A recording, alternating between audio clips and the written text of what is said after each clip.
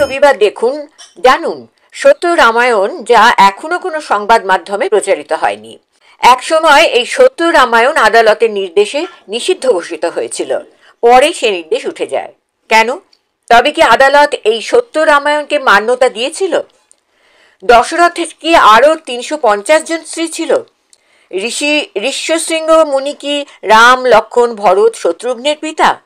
দেবী সরস্বতী কি কৈকেয়ীর দাসী মন্থরা?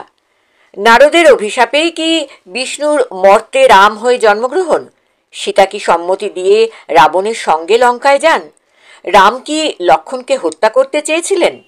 এমন অনেক অজানা তথ্য জানতে দেখুন সত্য রামায়ণ দিগদর্শন চ্যানেলে।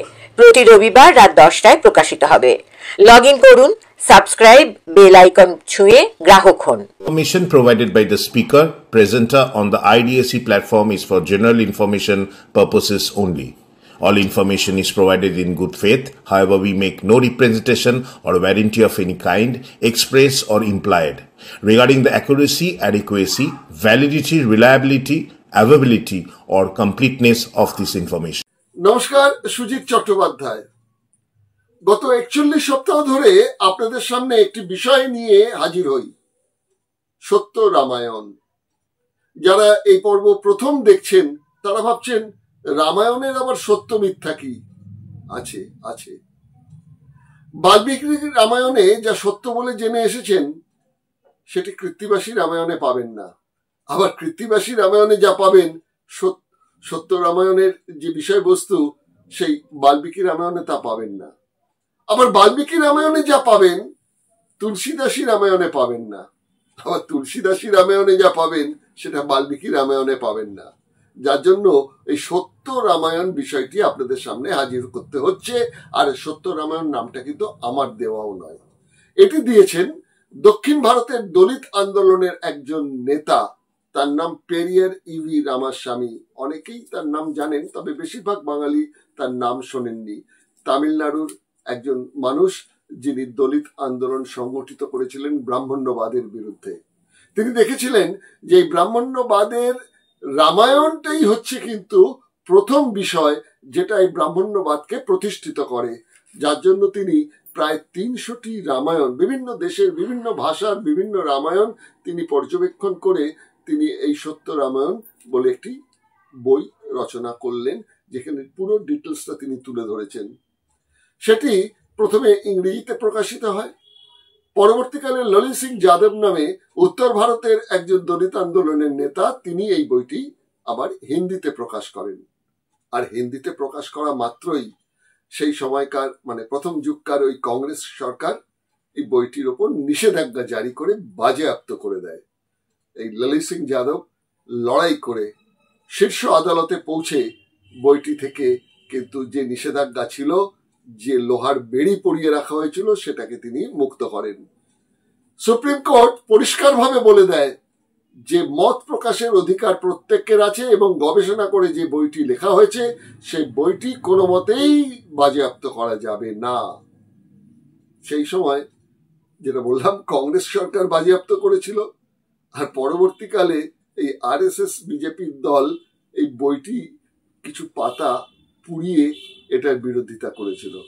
ব্রাহ্মণ্যবাদের বিরোধিতা করবে, সে কি করে টিকে থাকতে পারে, সেইটা নিয়ে একটা লড়াই হয়েছিল। যাই হোক, আমরা সেই বিষয়টি বাংলায় যেহেতু সেরকম ভাবে প্রচার ছিল না, আমার হাতে একটি বই এসে গেল।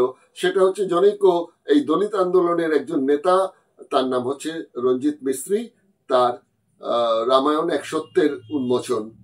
এই বইটি আসার পর আমি একটু পড়াশোনা করে দেখলাম যে এটা বাঙালির কাছে একটু পৌঁছে দেওয়া দরকার। তাই এই বইটি নিয়ে গত 41 সপ্তাহ ধরে আমি একটু পর্ব চালিয়ে আসছি। এবার 42তম পর্ব।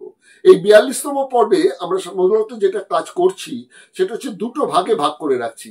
একটা হচ্ছে রামায়ণের চরিত্রগুলোর যুক্তি ভিত্তিক বিশ্লেষণ করছি, আর তার সঙ্গে সঙ্গে পেরিয়ার ইভি রামাস্বামীর যে দলিত আন্দোলনের পদক্ষেপ সেগুলো নিয়ে আলোচনা করে আপনাদের সঙ্গে এই পেরিয়ার ইভি রামাস্বামীর একটু পরিচয় করিয়ে দেওয়ার চেষ্টা করছি মাত্র। তো এবারকার যে পর্বে আমরা আলোচনা আনবো সেটা হচ্ছে রামায়ণের উপেক্ষিত চরিত্র। তার অন্যতম হচ্ছে জটায়ু। আপনারা জানেন জটায়ু নামটা কিন্তু মানুষের বাঙালির কাছে বেশি পরিচিত সত্যজিৎ রায়ের সেই সাহিত্যিক যে চরিত্রটি তিনি নির্মাণ করেছেন ফেলুদাতে, সেই জটায়ু। আমি যে জটায়ুর কথা বলছি সেটা হচ্ছে রামায়ণের জটায়ু। রামায়ণের জটায়ু হচ্ছেন প্রথম একটি প্রাণী যে রাবণ সীতাকে অপহরণ করে নেওয়ার সময় তিনি প্রথম বাধা দিয়েছিল। তা এই যে জটায়ু, এই জটায়ুকে বলা হচ্ছে পক্ষী বিশেষ। ইস্কন মন্দির যে রামায়ণ রচনা করেছে তার মধ্যে তাকে বলা হয়েছে এ হচ্ছে শকুনদের আদি প্রজাতি, এবং তার বিশাল কায় নাকি চেহারা ছিল। আর এই যে জটায়ু, তার ভাইয়ের নাম হচ্ছে, দাদার নাম হচ্ছে সম্পাতি। এরা দুই ভাই। এই যে দু ভাই, এদের বাবা মাকে, এদের বাবা মা বলা হচ্ছে যে সূর্যের যিনি রথ চালক তার নাম অরুণ সারথী, তার পুত্র। আর তাদের মানে অরুণের স্ত্রীর নাম শ্রেণী, তারই সন্তান এই আমাদের সম্পাতি এবং জটায়ু। দুজন আলাদা জায়গায় থাকতেন, অনেকদিন তাদের সঙ্গে দেখা হয়নি, দুজনেরই অনেক বয়স হয়ে গেছে। এবং বলা হচ্ছে যে জটায়ুর যে দাদা সম্পাতি, তার নাকি 60,000 বছর পরে মৃত্যু হয়, দশরথেরও তাই। আর এরা নাকি দুজন খুব ভালো বন্ধু ছিলেন। ঠিক আছে, গল্পের খাতিরে এগুলো মেনে নেওয়া যায়, মানুষের সঙ্গে একজন পাখির বন্ধুত্ব ছিল, হতেই পারে, মেনে নিলাম। কিন্তু যেটা দাঁড়াচ্ছে সেটা হচ্ছে অরুণ, তিনি তো মানবাকৃতি একজন মানুষ, দেবতা হতে পারেন নাও হতে পারেন, সেটা তো বড় বড় পণ্ডিতরা বুঝবেন। মানুষের ঔরসে এবং কোন মানবীর গর্ভে পাখি জন্মেছে এরম কথা রূপকথাতেও আমরা পাইনি, কিন্তু রামায়ণে পেয়েছি। এই জটায়ু কে কি, সম্পাতি কে কি, এই বিষয়টাই একটু আপনাদের সামনে হাজির করছি একটি প্রতিবেদনের মধ্যে দিয়ে। প্রথমে প্রতিবেদনটা দেখুন, তারপর আমরা চলে যাব সেই পেরিয়ার ইভি রামাস্বামীর যে দলিত আন্দোলনের পদক্ষেপ সেই সম্পর্কে আলোচনা করব। ফোনে আলোচনা করব এই যে রামায়ণ এক সত্যের উন্মোচন, এই বইটির প্রথম খণ্ডের যিনি লেখক তার নাম হচ্ছেন রঞ্জিত মিস্ত্রি, তার সঙ্গে ফোনে আলোচনা করব যে তিনি তার বইয়ে বিষয়টি কিভাবে বিশদে ব্যাখ্যা করেছেন। তাহলে চলুন প্রথমে দেখে নিই সত্য রামায়ণের 42তম পর্বে এই জটায়ু সম্পাতি এই বিষয়ের একটু আলোচনা এবং তার জন্য একটি প্রতিবেদন। তারপর সরাসরি ফোনের অপর প্রান্তে থাকবেন রঞ্জিত মিস্ত্রি, আর এ প্রান্তে থাকবো দিগদর্শনের তরফ থেকে আমি সুজিত চট্টোপাধ্যায়। চলুন আগে দেখে নিই এই প্রতিবেদনটি, তারপর ফোন। সদ্য পেরিয়ে এলাম নেহেরুজির জন্মদিন 14ই নভেম্বর। রামায়ণ সম্পর্কে তার মত ছিল স্পষ্ট। বলেছিলেন রামায়ণ মহাভারত আরব্য উপন্যাস ছাড়া আর কিছু নয়। রাজা গোপালাচারী বলেছিলেন রাম কোনো দেবতা নহে, এক বীর পুরুষ বলা চলে। সঠিক অর্থে বীর পুরুষই বা কি বলা চলে? পিতৃ শর্তে বনবাসে গিয়ে দুবার স্ত্রী হরণ হয়ে যায়, স্বামী হয়ে রক্ষা করতে পারেননি স্ত্রীকে। তিনি কতটা বীর পুরুষ, বিতর্ক তো উঠতেই পারে। তারকা আদিবাসী নেত্রী হত্যা, শূদ্র সম্মুখ হত্যা, অন্যায়ের যুদ্ধে কিষ্কিন্ধার রাজা বালি হত্যা, সর্বোপরি রাবণের ঘরে গণকের ছদ্মবেশে হনুমানকে দিয়ে রাবণের মৃত্যুবান হরণ করে বধ করা, কোনোটাই কিন্তু বীরত্বের লক্ষণ নয়। রামায়ণের এক উপেক্ষিত চরিত্র জটায়ু, একটি নামানুষ চরিত্র। রামায়ণে গুরুত্বপূর্ণ ভূমিকা নিলেও সে উপেক্ষিতই থেকে গেছে। জটায়ু ও সম্পাতি দুই ভাই, পক্ষী শ্রেষ্ঠ, এই যুগে যা বিলুপ্ত। পক্ষীরাজ ঘোড়ার মতো কোনো কালে এমন ডাইনোসর সদস্য পাখি ছিল কিনা তেমন সূত্র কিন্তু ডারউইন দিয়ে যাননি। কথিত আছে কেরালার একটি জায়গায় জটায়ু প্রথম বাধা দিয়েছিলেন রাবণকে। তাই কেরালার তিরুবন্তপুরমের কোল্লাম জেলার চাদায়ামঙ্গলমে একটি জটায়ু আর্থ সেন্টার তৈরি হয়েছে, যেখানে বিশ্বের বৃহত্তম পাখির ভাস্কর্য রাখা আছে। 200 ফুট লম্বা, 150 ফুট চওড়া ও 70 ফুট উচ্চতার এই ভাস্কর্য দেখতে মানুষ ভিড় করেন। রামায়ণে দশরথ ও জটায়ুকে দুই বন্ধু বলা হয়েছে। দুজনেরই 60,000 বয়সে মৃত্যু হয়েছিল। তামিলনাড়ুতেও রামেশ্বরমে জটায়ু তীর্থম আছে। কথিত আছে এখানেই রামচন্দ্র জটায়ুর শেষকৃত্য করেছিলেন। মৃত্যু হলো কেরালায় আর দাহ হলো তামিলনাড়ুতে। এই ঘটনার যুক্তি খোঁজা কিন্তু নিরর্থক। যেমন নিরর্থক সূর্য সারথী অরুণ ও সেনীর সন্তান পাখি হয়ে জন্মায় কোন যুক্তিতে? হ্যালো, নমস্কার। নমস্কার রঞ্জিত বাবু। দিগদর্শন থেকে প্রতি সপ্তাহের মতন এই সপ্তাহ আবার আপনাকে ফোনে ধরলাম, কেননা সত্য রামায়ণের 42তম পর্ব হতে চলেছে, মানে 50তম পর্ব হতে আমরা অনুষ্ঠানটি শেষ করব, তার 42তম পর্বেতে আমরা এসে পৌঁছেছি। এই 42তম, ধন্যবাদ। এই 42তম পর্বে আমরা দুটি বিষয়ে আলোচনা রাখি। একটা হচ্ছে একদম রামায়ণ কাহিনীটি এবং পেরিয়ার ইভি রামাস্বামী, যিনি এই সব ঘটনাটি আমাদের সামনে নতুন আঙ্গিকে হাজির করেছেন, তার সম্বন্ধে আপনার কাছ থেকে কিছু জেনে নিই। প্রথমে আমরা কয়েক পর্ব থেকে যেটা শুরু করেছি, এই রামায়ণে কয়েকটি উপেক্ষিত চরিত্র নিয়ে আমরা করছি, কিন্তু যারা খুব গুরুত্বপূর্ণ, কিন্তু বাল্মীকি বা অন্যান্যরা যারা রচনা করেছেন তাদের মধ্যে তারা এই চরিত্রগুলো উপেক্ষিত থেকে গেছে। কিন্তু আমরা যদি ঘুরে ফিরে দেখি তাহলে দেখবে চরিত্রগুলো কিন্তু উপেক্ষিত হওয়ার মতো নয়। যেমন আজকে একজন নামানুষের কথা বলবো, রামায়ণের একটি চরিত্র, সেটি হলো জটায়ু, পক্ষীরাজ জটায়ু। আমরা জটায়ু বলতে যেটা পপুলার করে দিয়েছেন জটায়ু নামটা, সেটা তো সত্যজিৎ রায় সেই লেখকের চরিত্র তৈরি করে। আর যে জটায়ুর সূত্রপাত আমরা রামায়ণ থেকে পাচ্ছি, সে রামায়ণে বলা হয়েছে যে এই যে জটায়ু প্রথম বাধা দিয়েছিলেন রাবণকে, তখন রাবণ তার ডানা কেটে দেয় তলোয়ার দিয়ে, তিনি আহত হয়ে যান, বয়সে বৃদ্ধও ছিলেন। তার ফলে সীতাকে নিয়ে রাবণ চলে যান এবং রামের সঙ্গে জটায়ুর দেখা হয়। জটায়ু তখন বলেন যে দক্ষিণের দিকে তাকে নিয়ে সীতাকে নিয়ে চলে গেছেন, এর প্রথম একটা আভাস তিনি দেন। এখন রামায়ণ এবং পুরাণ কাহিনীতে যেটা পাচ্ছি সেটা হচ্ছে এরা দুজন ভাই, জটায়ু ও সম্পাতি, অরুণের ছেলে। আবার অরুণ হচ্ছে কাশ্যপ ঋষির নাতি, অরুণের ছেলে। অরুণ আবার হচ্ছেন সূর্যের যিনি রথের চালক। অরুণ শব্দটার মানেতেও আবার সূর্যই দাঁড়ায়।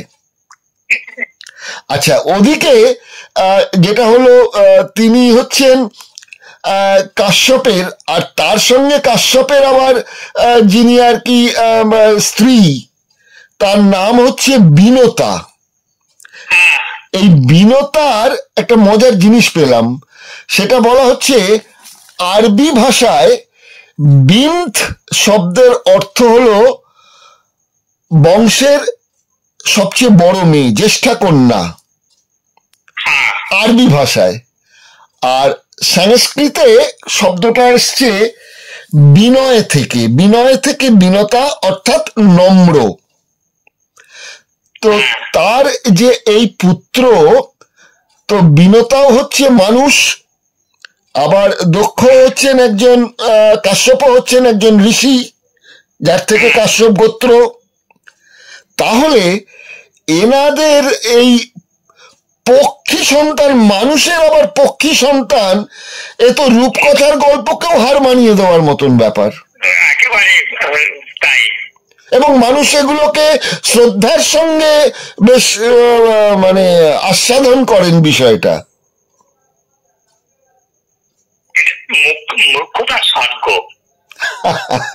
এটা বলছেন মূর্খতার স্বর্গ। তো এই যে পাচ্ছি আমরা, সেটা হচ্ছে গিয়ে এই যে আমাদের জটায়ু, সেই জটায়ুর পাশাপাশি আবার যেটা পাচ্ছি সেটা হচ্ছে এই যে সূর্য, এই সূর্যের সঙ্গে শিলাবতী একজন ঋষি, তার স্ত্রীর দেখা হয়েছিল।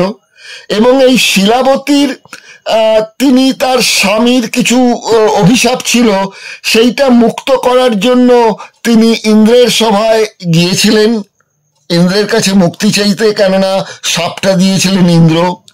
ইন্দ্র তখন নাকি গিভ অ্যান্ড টেক পলিসি নেন, যে তুমি আমার বিছানায় সঙ্গী হও, আমি তোমার স্বামীকে অভিশাপ মুক্ত করব। তার মানে এই শর্ত আজকের দিনে যেটাকে ওই বিভিন্ন অভিনেত্রীরা বলে থাকেন মিটু, তাহলে সেই দিনে তিনি করেছেন। আরো মজার ব্যাপার যে ইন্দ্রের সঙ্গে যে তার এই সম্পর্ক তৈরি হলো, তার ফলে তার একটি সন্তান হলো। এই কথাটা আবার শিলাবতী সূর্যের কাছে প্রকাশ করলেন। তখন সূর্য বললেন যে তুমি যদি এর সঙ্গে ইন্দ্রের সঙ্গে অঙ্কশায়িনী হতে পারো, তাহলে আমি কেন বাপু বাদ যাই। তিনিও শিলাবতীকে তার শয্যা সঙ্গিনী করলেন এবং তার এতেও নাকি দুটি পুত্র হলো। এই দুটি পুত্রই হচ্ছে নাকি বালি এবং সুগ্রীব। তাহলে ঋষি একজন মানব, তার স্ত্রী একদিকে বিনতা, আরেকদিকে এখানে পাচ্ছি শিলাবতী। তাহলে একজন নারীর মানে গর্ভে জন্ম নিচ্ছে পাখি। ইস্কনের বইতে তো আবার লেখা আছে শকুন পাখি। আবার এইখানের গল্পে যেটা পাচ্ছি সেটা হচ্ছে গিয়ে বালি এবং সুগ্রীবের সন্তান হলো। তার মানে মানুষের ঔরসে মানরের জন্ম হলো, মানুষের ঔরসে এবং মানবীর গর্ভে শকুন পাখি জন্মালো। তা এ তো একদম মানে ডারউইনের মতবাদ কেন বলবো, টোটাল বিজ্ঞানের যে সূত্র তাকে তো ঘেটে ঘ একদম। এগুলোকে কিভাবে দেখছেন আপনি? এটাই হচ্ছে রামায়ণের সবচেয়ে মানে কি বলা চলে বিড়ম্বনা। রামায়ণ কাহিনীতে যেভাবে এইগুলাকে মানে খিচুড়ি পাকানো হয়েছে, সেগুলো যদি সাধারণ মানুষ, এই বাল্মীকি রামায়ণ যদি সাধারণ মানুষ সামনে নিয়ে আসে এবং যদি সবাইকে যদি এটা পড়ানো হয়, তবে আর এই রামায়ণের উপরে সামান্যতম শ্রদ্ধা মানুষের থাকবে না। তবে কি হচ্ছে যে আমাদের যে শিক্ষার ব্যবস্থা, বিশ্বাস এমন একটা জায়গায় জুড়ে আছে যেখানে আপনি যতই এর কি দেন না কেন, ওই শ্রেণীর কাছে আপনি এখনো পর্যন্ত পৌঁছাতে পারবেন না। এটা একটা বড় অবস্থা দাঁড়িয়েছে।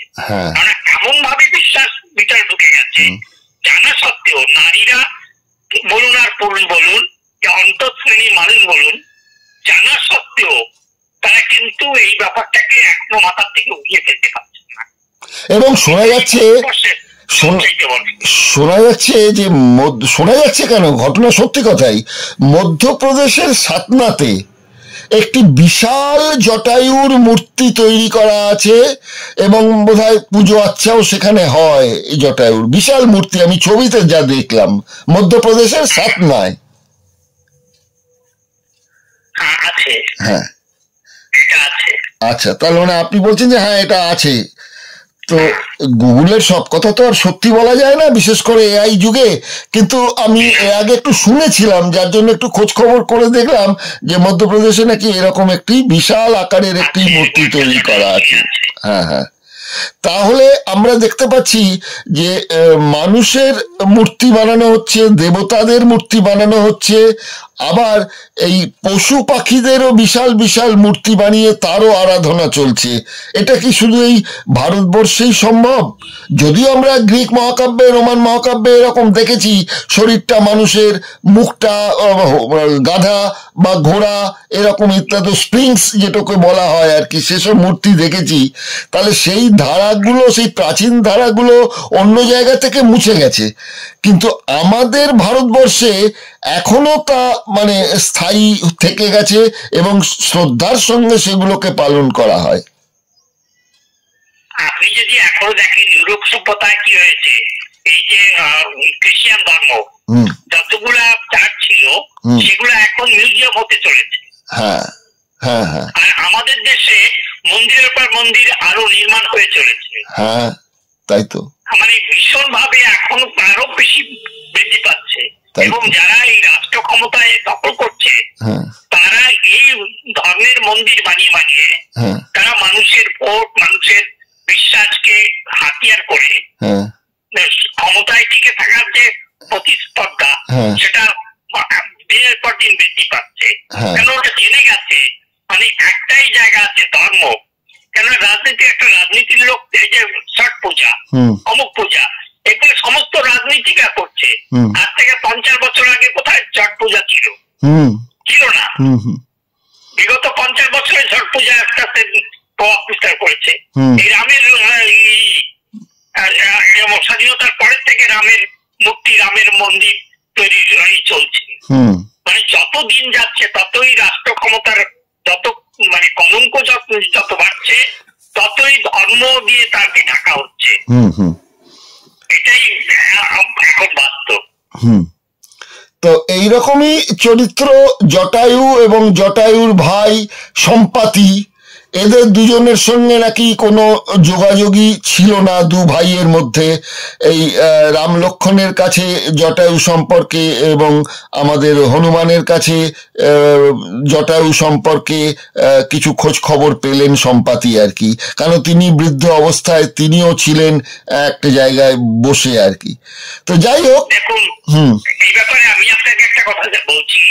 এরা যখন জটায়ু যখন সূর্যের কাছে পৌঁছানোর চেষ্টা করছে, তখন সম্পত্তি তাকে বাঁচানোর জন্য নিজের ডানাগুলো পুড়িয়ে দিয়েছে এবং অসুস্থ অবস্থায় পড়ে ধীরে ধীরে অন্ধ হয়ে যাওয়ার পরে সে অনেক ভোগার পরে মৃত্যুবরণ করেছে। একটা জিনিস সেখানে আছে, এই অন্তঃশ্রেণীর মানুষগুলা সরলতার জায়গা থেকে যদি দেখেন, এরা যদিও অন্তঃশ্রেণীর মানুষ, এদেরকে জটায়ু বলুন আর যাই বলুন, এরা অন্তঃশ্রেণীর মানুষ। এই মানুষগুলোর একটা চরিত্র আছে। এরা যেহেতু সরল, সেহেতু বিশ্বাসযোগ্যতা এদের অনেক বেশি। যার ফলে যখন সীতাকে হরণ করে নিয়ে যায়, তখন যে ডানা পর্যন্ত কেটে দিয়েছে, রাবণের সঙ্গে লড়াই করেছে, একজন নারীকে যখন হরণ করে নিয়ে যাচ্ছে তখন সে তার ভ্যালুটা দেখিয়েছে, এগুলো দেখেছে। অর্থাৎ সেটাও তার সঙ্গে আপনি অস্বীকার করতে পারেন না। এটা যেমন অস্বীকার করতে পারি না, তাহলে মূল ছবিটা যেটা দাঁড়াচ্ছে সেটা হচ্ছে এই আর্যপুত্র রামচন্দ্র অনার্য রাজা রাবণকে বধ করার ব্যাপারে সবচেয়ে বেশি সাহায্য যাদের পেয়েছেন সেটা হচ্ছে গিয়ে এই আদিবাসী ভূমিপুত্র, যাদের বলা হচ্ছে শকুন ইত্যাদি, এরা এবং বানর, এদের কাছ থেকেই তো বেশি সাহায্য, মানে অনার্যদের দিয়েই অনার্য ধ্বংসের একটা খেলা রামায়ণে আমরা দেখতে পাচ্ছি যে আর্য সংস্কৃতি করেছে।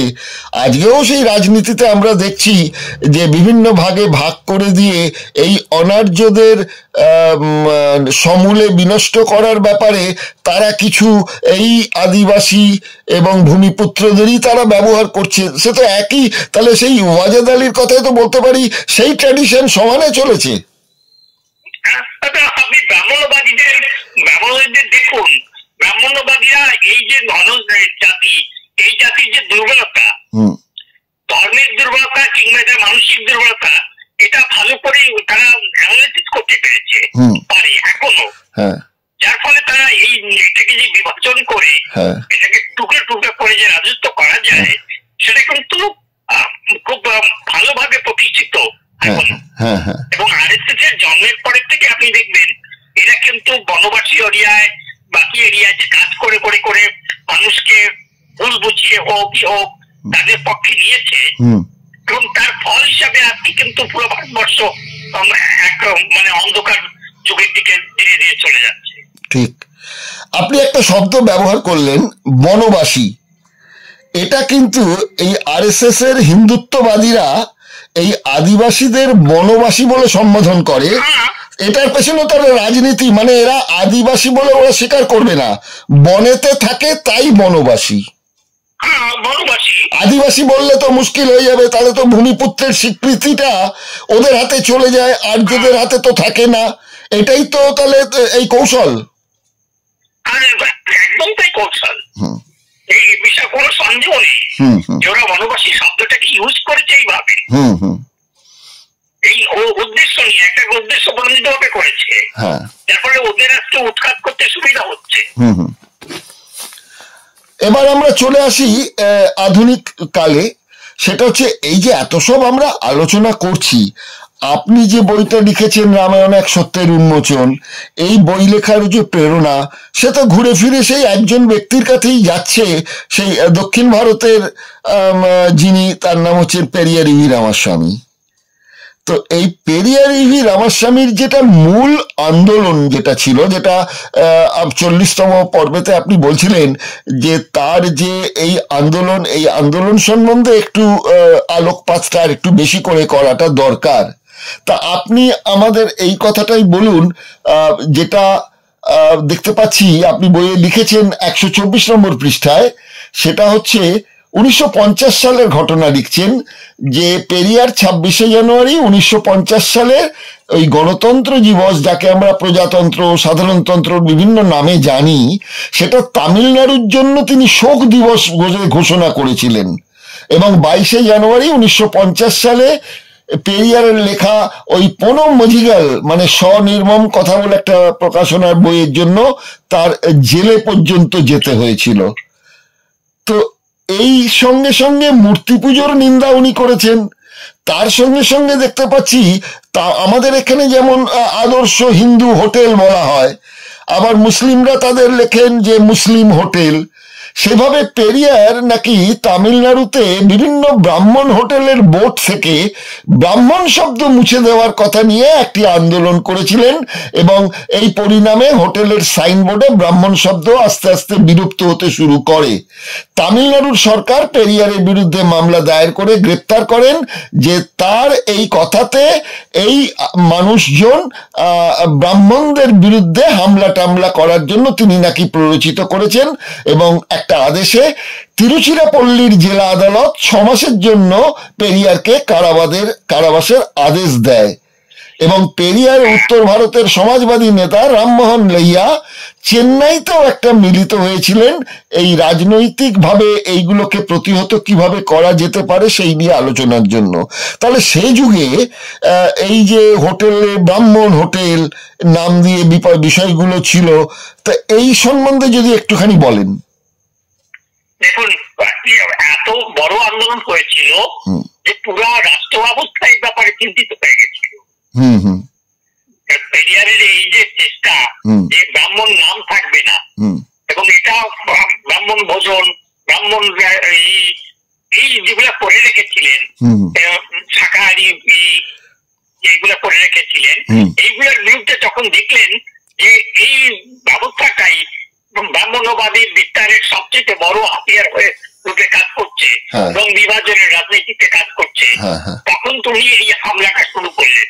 এই হামলা করার পিছনে আরেকটা বড় কারণ হচ্ছে এটা যে যখন রাষ্ট্র ক্ষমতা দখলের জায়গায় দেখা গেল যে রাষ্ট্র ক্ষমতা দখল করতে চলেছেন হচ্ছে ব্রাহ্মণ্যবাদীরা, আর দক্ষিণ ভারতের তামিলনাড়ুতে সেইটাকে প্রতিহত করার জন্য একটা মডেল তৈরি করলেন উনি, যে এই মডেলটা পুরো ভারতবর্ষে যাতে বিস্তার লাভ করে।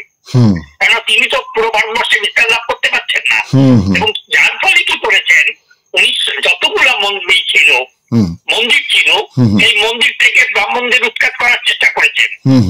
সেখানে অনার্যদের কিংবা সেখানে প্রবেশ করার অধিকার দিয়েছেন, এবং তার সঙ্গে সঙ্গে তিনি যেটা সবচেয়ে বড় কাজ করেছেন সেটা হচ্ছে রাস্তাঘাটে সব জায়গায় এবং রাষ্ট্র প্রতিষ্ঠান, রাষ্ট্র ব্যবস্থার মধ্যে ব্রাহ্মণ্যবাদীর উৎখাতের জন্য তিনি লড়াই করেছেন, এবং সেই লড়াইতে তিনি মানে সার্থকতা লাভ করেছেন এবং ইয়ে হয়েছেন।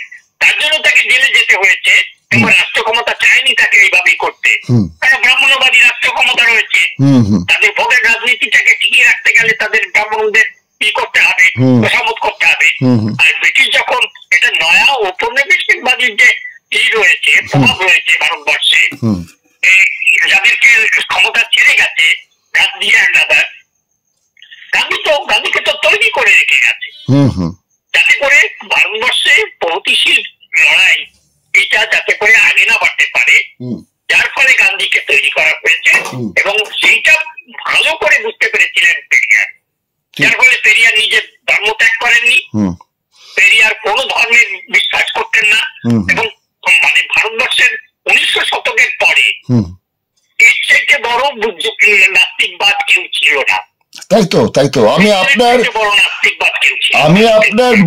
আপনার বইটি পড়ে, সেটা হচ্ছে রামায়ণ এক সত্যের উন্মোচন, এই বইটি পড়ে পুঙ্খানুরূপে পড়েছি আমি। বইটা পড়ে তো আমি আরো বেশি অবাক হয়েছি যে যা তিনি করেছেন, কতটা দূরদৃষ্টি থাকলে পরপর এই পদক্ষেপগুলো উনি নিতে পেরেছেন তার আরেকটা প্রমাণ দিয়ে আজকের অনুষ্ঠান শেষ করব, কারণ সময়সীমা খুব সীমিত। সেটা হচ্ছে যে আমরা আজকাল বিভিন্ন সরকারি অফিসগুলোতে দেখি যে একটা হঠাৎ করে থানা হোক, আদালত হোক, অফিস হোক, পাশে একটা মন্দির তৈরি হয়ে যাচ্ছে, এবং সেই যেখানে আধিকারিকরা বসেন সেখানে দেবী মূর্তি, টেবিলেতে দেবী মূর্তি, দেবতার মূর্তি এগুলো থাকে, হিন্দুদের হিন্দু, মুসলিমদের মুসলিম, এগুলো বিষয়গুলো থাকে। পেরিয়ার তার আন্দোলনের ফলে আন্নাদুরাই তামিলনাড়ুর মুখ্যমন্ত্রী হওয়ার পর তিনি একটা সরকারি সার্কুলার জারি করে সরকারি সমস্ত কার্যালয় থেকে হিন্দু দেবী দেবতাদের ছবি সরিয়ে দেওয়ার নির্দেশ দিয়েছিলেন। তো এটা তো বিরাট বড় একটা পদক্ষেপ, যেটা আজকে মানুষ জানেই না। আজও সেই ধারা রয়েছে, আজকেও কোন জায়গায় নাচের ভাঙা হয় না, পূজা হয় না কোনো সরকারি অফিসে, কোনো কিছুতে, এটা আজকেও আছে, এবং ওই ব্যবস্থাটা আজকেও টিকে আছে বলে ভারতবর্ষে যদি দেখেন উন্নতির শিখরে কিন্তু এখনো তামিলনাড়ু কিংবা কেরালা রয়েছে এই প্রভাবের জন্যই। আরেকটা ভালো খবর আপনাকে বলি, সেটা হচ্ছে আমার দ্বিতীয় রামায়ণ সত্যের উন্মোচন দ্বিতীয় সংস্করণ এসেছে, মানে সবচেয়ে বড় মানে বেস্ট সেলিং বই রূপে আত্মপ্রকাশ করছে ধীরে ধীরে। আচ্ছা, বাহ, খুব ভালো খবর রইল। বইটা সংগ্রহ করার ইচ্ছে রইল আমার, এবং দরকার হলে ওই বইটি নিয়েও আমরা আলাদা কিছু পর্ব পেরিয়ারকে নিয়ে আলাদা করে ভাববো রামায়ণ পর্বটি শেষ হওয়ার পর। ঠিক আছে, করবেন যতটা সম্ভব। আর আমিও চেষ্টা করছি এই আপনার যে চ্যানেলটা, যেটা আপনি ইন্টারভিউ নিচ্ছেন এবং বিভিন্ন বিষয় নিয়ে তুলছেন, সেগুলো আমি সব জায়গায় পৌঁছানোর চেষ্টা করছি যাতে করে মানুষ জানতে পারে। এত বড় একটা অবদান, সেটাকে কখনোই ছোট করে দেখা যেতে পারে না। না, এসব তো আপনার বইকে আমি মনে প্রাণে প্রমোট করি। অসংখ্য ধন্যবাদ, কৃতজ্ঞ থাকছি আপনার কাছে এই জন্য। তো আজকে দাদা আমাকে অনুষ্ঠানটি এখানেই শেষ করতে হচ্ছে রঞ্জিত দা, সেটা হচ্ছে সময়সীমাটা অতিক্রান্ত। আমরা আগামী সপ্তাহে আবার এই বিষয়গুলোর পরবর্তী পর্যায়ে একটু আলোচনায় আসবো। অবশ্যই আসবে। আজকে তাহলে এখানে শেষ করি। ঠিক আছে, ওকে, ধন্যবাদ।